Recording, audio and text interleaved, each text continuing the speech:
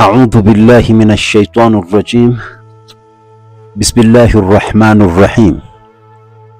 الحمد لله رب العالمين يا رب، والصلاة والسلام على أشرف الأنبياء والمرسلين، أما بعد.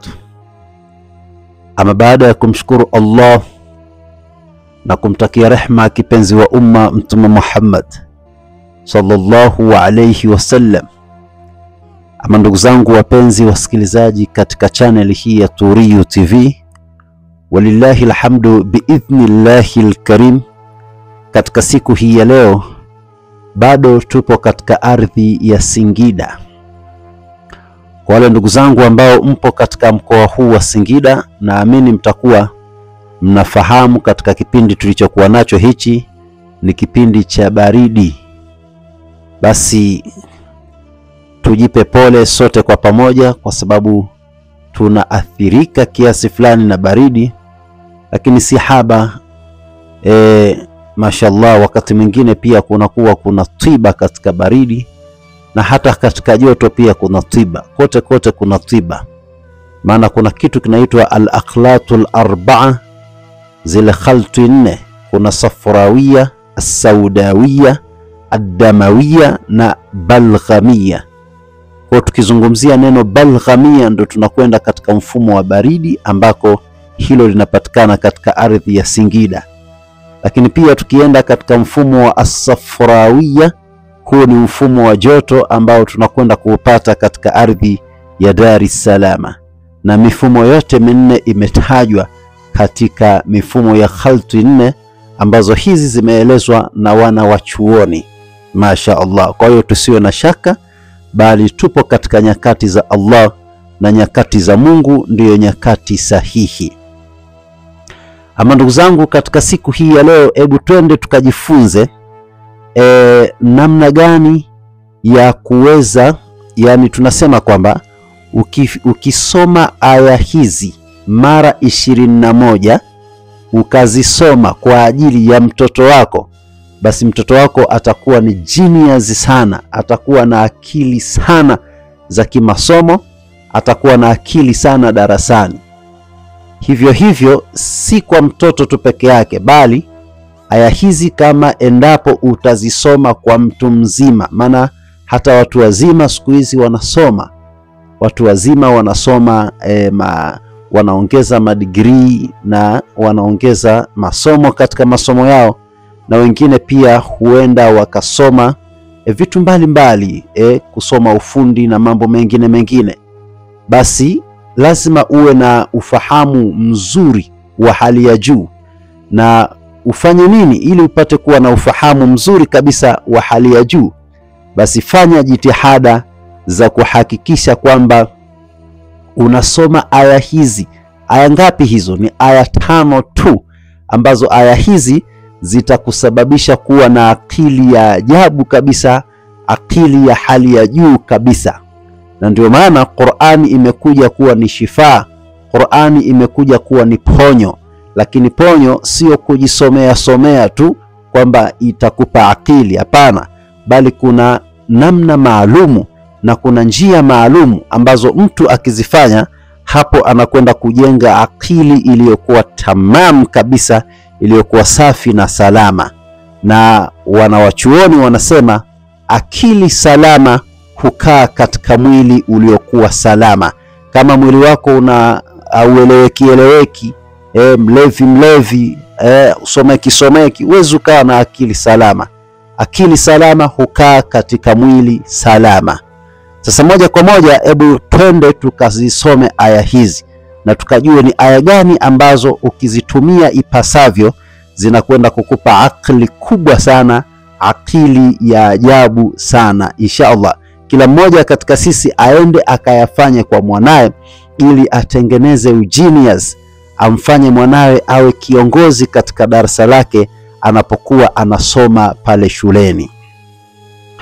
Kama nilivyokuambia, tupo katika ardhi ya Singida, na usisahau kusubscribe, kushare, na vile uendelee kujifunza madarasa mengi sana ambayo yapo hapa. na tumemiss madarasa muda mrefu, tumekuwa hatufanyi kulingana na mazingira ya environment tuliyokuwa nayo. Nafikiri nilikushawaambia mimi niko huko Singida kwa sababu nimekuja kumuuguza mgonjwa.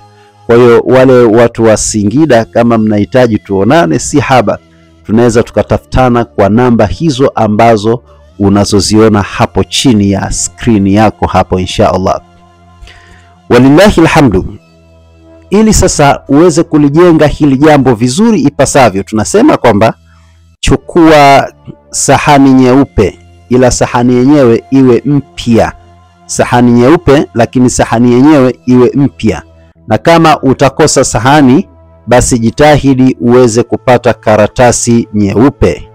Lakini pia jambo la pili, jitahidi uwe na udhu wakati unafanya haya.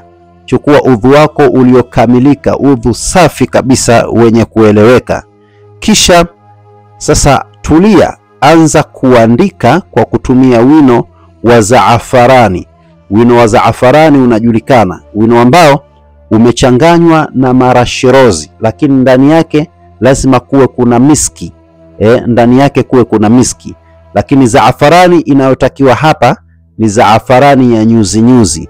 Ni tofauti na baadhi ya watu wanavyoidhani zaafarani. Baadhi ya watu huchukua yale maji ya, kuna zaafarani ambayo inajulikana sasa hivi haswa kitanzania, zaafarani ambayo tunayojua ni kama aina fulani ya rangi fulani, ambayo rangi hii huitwa zaafarani. Hii tumezoea tu kuita zaafarani, lakini hii si zaafarani sahihi. Zaafarani sahihi ni ile ya nyuzi nyuzi, inatiwa katika maji maji ya marashiros, alafu inaloa, inatoa rangi.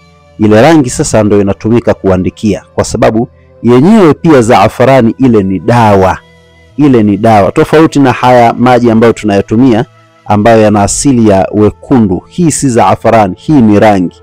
Tofautisha kati ya rangi na zaafarani. Zaafarani pekee ni dawa, na ile pale nyingine ile ni rangi tu, si dawa, japo pia inasaidia, kwa sababu maandishi ya Qur'ani ni dawa. Yakiandikwa na chochote kile yanageuka yanakuwa dawa.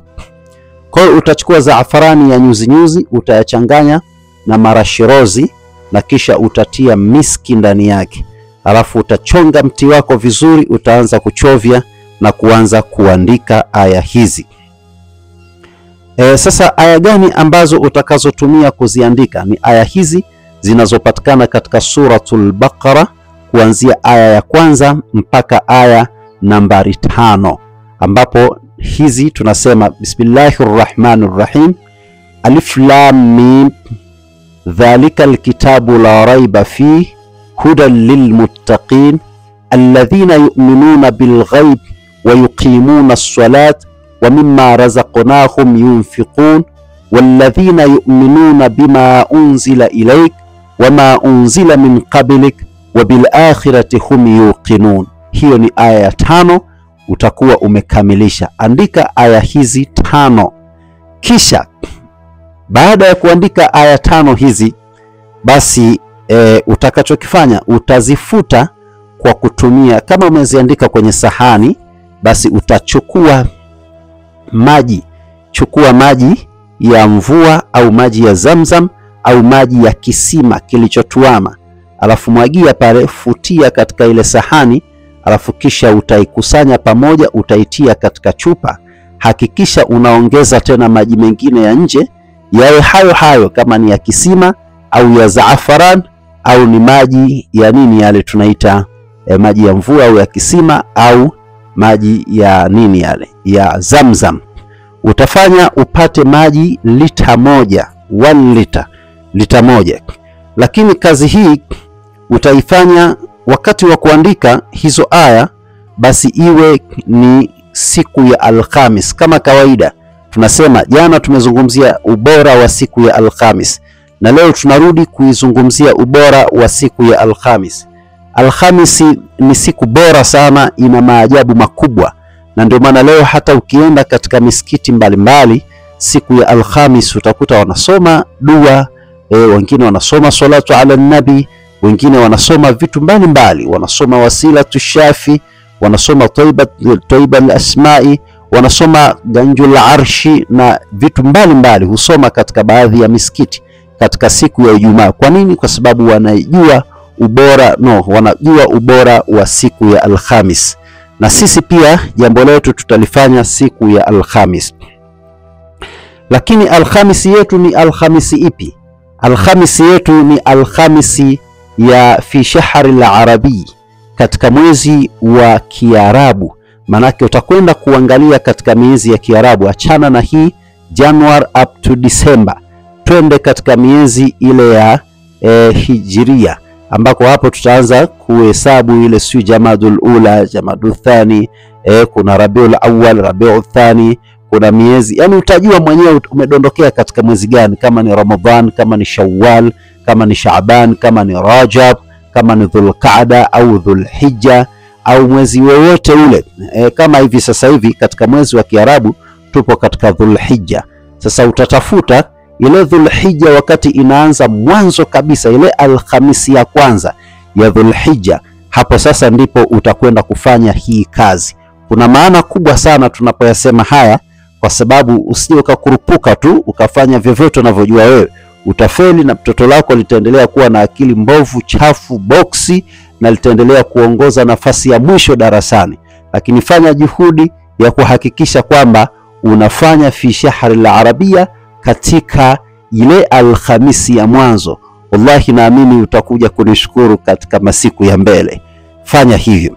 Kwa hiyo ukishaandika hayo biidhnillahil karim, baada ya kuandika hivyo basi pia iwe ni muda ambao ni asubuhi, lile jua linapoanza kuchomoza, kama wakati huu wa sasa, yani wakati huu, muda huu sasa hivi hapa ninapozungumza hapa, ndipo jua linaanza kuchomoza, manake ni asubuhi sana. Muone ni jinsi gani channel yetu inavyowajali, yani hata asubuhi tunaacha kashikashi zetu, baada ya kutoka kufanya salatu subhi tunaingia katika kuweza kukurekodieni video zetu ili muweze faidika na Turiyu TV, faidika na Uncle K. Naam.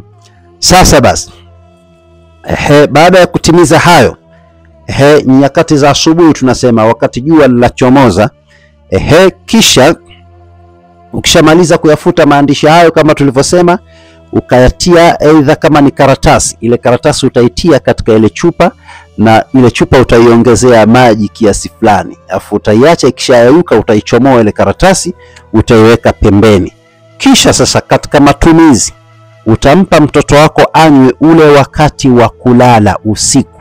Hakikisha muda huo hali chochote baada ya kunywa maji haya, maana yake utampaka mwili mzima, alafu utampa anywe ujazo wa kikombe cha kahawa, au kama ni kikombe cha chai utampa anywe robo kikombe cha chai. Atakunywa, alafu atajipaka, alafu atalala. Na baada ya kunywa asiwe tena anakunywa alafu anajipaka alafu ndo anakwenda kula chakula cha usiku. Hapana, ameshakula kila kitu, anakunywa na kujipaka na kwenda kulala. Hakikisha hali chochote baada ya kutumia dawa hiyo, ni kwenda kulala tu. Basi utafanya hivyo kwa muda wa siku 21, yani 21 yauman, siku 21. Wallahi utaona maajabu makubwa sana kwa mtoto wako. Utamshangaa, utamuogopa, utastafidi, utataladhaz, na bila kusahau utastarehe vilivyo dhidi ya mtoto wako. Hakuna asiyependa kuona mtoto wake anafanya vizuri katika masomo yake. Hakuna asiyependa kuona mtoto wake anawashinda wenzake katika masomo yake. Kila mmoja, ndoto ya kila mama anatamani kuona mtoto wake namba 1 darasani, na ndoto ya kila baba anatamani kuona mtoto wake namba 1 darasani. At least labda amekosa 1, basi 2, 3, at least kuanzia ya kwanza, ya pili, ya tatu, angalau hii tunaita witri. Yani inna Allaha yuhibbul witri, au inna Allaha witra, hakika Mwenyezi Mungu ni witri, wala yuhibbu, hapendi isipokuwa mambo ya witri. Kwa hiyo Mungu anapenda witri. Ndio maana kutawadha tunaambiwa tuchukue mkono wako mara 3, wa kushoto mara 3, sijui kichwani, wamsahu biruusikum mara 3, kadhalika sijui miguu mara 3. Hizi ni witri, tunatumia witri. Lakini pia mtoto amekosa 1, basi 2, 2, 3, asishuke chini ya hapo. Walillahi alhamdu. Safi kabisa. Mtumie njia hii na kuhakikishia utaona maajabu ya mtoto huyu na utaridhika na utastafidi, na wewe mwenyewe utajisikia amani, furaha na upendo. Mimi binafsi ninataka nifanye hii. Wewe je, una mpango wa kuyafanya haya? Natoa darasa hili, ninachokifundisha na mimi nataka nikifanye. Maana sio kwamba ninachokifundisha nimeshakifanya, hapana. Na mimi pia nataka nikifanye kwa watoto wangu, wajomba zangu, sijui maanko zangu, wote nataka niwafanyie. Sasa utakushangaa wewe, utakuwa wa ajabu kama wewe hautofanya hili kwa mtoto wako, wajomba zako na kadhalika. Kama utaona hautokuridhika kuona kwamba familia yako inafaulu, basi utakuwa ni mtu wa ajabu. Lakini ukiwa mtu mjanja, mwenye akili na mwenye upendo na huruma kwa familia yako, fanya haya. Wallahi naamini utanishukuru kwa kuyafanya haya biidhnillahil karim. Na mpaka hapo nafikiri sasa tumekwisha maliza darasa letu. Mwisho kabisa naomba nikutangazie kile kitabu chetu adhim, kitabu chenye maajabu makubwa sana. Ni kile kitabu ambacho kina majina 30 ambayo majina haya ukiyatumia ipasavyo yatakusaidia. Mfano, kunaweza ukakutana na jina linakwambia ukifanya hivi utapata ufahamu, tumia jina hili.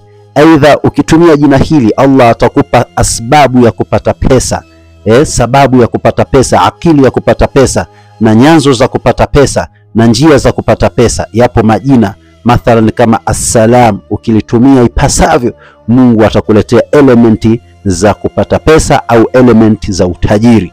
Mathalan kuna jina Qaharu au Wadudu au majina mengi. Kuna majina mengine ya kuangamiza uadui, mengine ya kuangamiza ubaya. Sasa usipate tabu wakati walillahi al-asmaul husna fad'u lahu. Mwenyezi Mungu ana majina mazuri ambayo majina haya ametuletea kwa ajili ya sisi kufaidika nayo. Basi yatumie majina haya ili uweze kufaidika, upate raha kupitia majina haya. Inshallah majina haya utayapata. Tumekuandalia kitabu ambacho kitabu hichi kipo katika mfumo wa PDF, na kitabu hichi kinapatikana kwa sadaka ya shilingi 15,000. Maana yake utachukua namba hii unaiona inapita katika skrini yako, utatuma shilingi 15,000 katika namba hiyo, alafu kisha utakuja kwenye WhatsApp utasema Maalim, nimekutumia sadaka ya shilingi 15,000. Hii kwa sababu tu ya kuweka bando za kuendelea kusupply video zetu ambazo unazoziona hapa. Kwa hiyo na sisi pia tutakutumia kitabu chetu kwa njia ya PDF, alafu popote ulipo, kama uko Marekani, upo Canada, upo Arabuni, upo Tanzania, upo Kenya, upo nchi yoyote, basi utakwenda stationery, alafu utakiprint kile kitabu, utakuwa unakisoma mkononi. Na kama ukisipopenda kuprint, unaweza ukawa unakisoma kupitia katika simu yako pale pale, au ukakihifadhi katika email yako na ukaendelea kukisoma. Inshallah ndugu zangu, nafikiri mpaka hapo tutakuwa tumeelewana vizuri kabisa ipasavyo. Ulikuwa nami ndugu yako Al-Akh Anko K kutoka katika jiji la ardhi ya Singida, ardhi iliyotukuka, ardhi tukufu, ardhi ya katikati mwa nchi ya Tanzania, ardhi ya walima alizeti, mahindi pamoja na asali. Wal afwa minkum, wassalamu alaikum wa rahmatullahi wa barakatuhu, wa ila liqa.